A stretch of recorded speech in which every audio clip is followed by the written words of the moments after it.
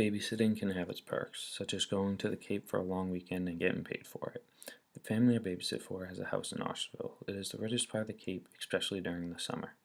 The family's house is right across the street from the ocean, with the Wianno golf course to the left of their house and the tennis courts to the right.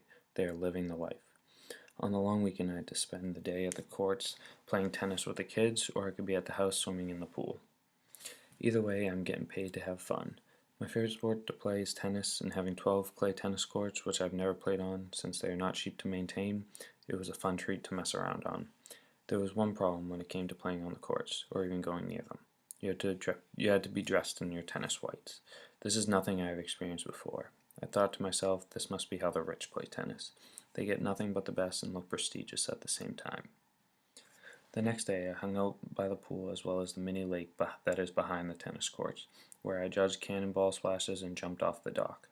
For lunch, the kids took me to a lunch shack at the main clubhouse, where you can order a variety of different sandwiches and burgers. You start off the order, the kids simply tell the cashier the family membership number, and the meals are paid for without any question. Of the 3 days there, these daily activities were the most normal. One of the nights, I was able to play a couple holes on the golf course, since the family is a member at the club. I first went to the driving range and gladly hit a couple buckets with one of the kids I was babysitting.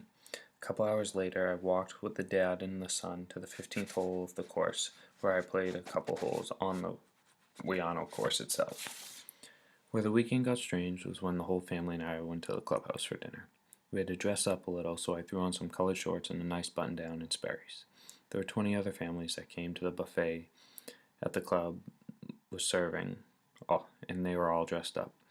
And all of this is normal because families and friends can come and talk with one another. Things got weird when I would speak with some of the families, because they would always ask who I was. Without thinking about what I was saying, I would automatically say I'm the babysitter, and I'm here watching the kids for the weekend.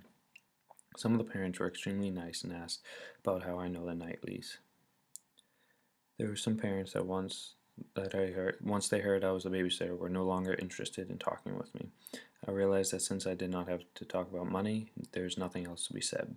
From the conversations I had with some of the families, I learned that since I'm not wearing the most expensive clothes on the market, as well as having the label babysitter, I am different. For the rest of the night, I felt as though I was naked in a crowd. I knew I stood out from everyone because I'm not as rich and not up to their standards. People see people of different classes, for example the upper class, as different and less as if they're in a lower class. The power they achieve through the money they make gets into their heads. And now that I think back to playing tennis, the whites I had to wear were a signal of white power. I never thought I would be treated so differently because I am in the middle class and don't have millions of dollars like the rest of them. It is no excuse to treat others with less respect because there is some difference.